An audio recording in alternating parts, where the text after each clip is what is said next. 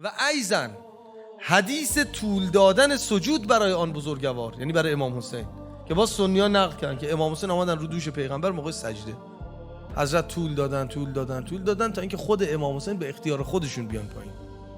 خیلی رفتار خاصی ها. به لحاظ معرفتی نگاه بکنید بهش، سجده است، عبادت خداست، نمازه، اونم نماز پیغمبر اکرم. امام حسین آمدن رو دوش پیغمبر. خب طبعش چیه؟ مردم هم در نماز جماعتن دیگه، ایستادن. طبعش اینه که انسان آرامی تکانی میخوره، یه حرکتی میده که بچه بیاد پایین، اما حضرت تکان نخورد. آرام سجده رو انقدر طول دادن تا خود امام حسین بیان پایین. دلالت بر نهایت قرب و منزلت او میکنند نزد پروردگار.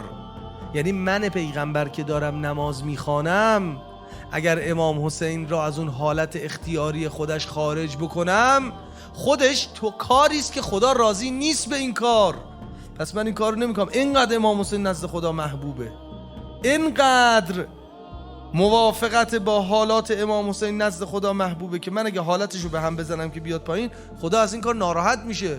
نمیخوام این ناراحتی رخ بده. این چه نمازی میشه؟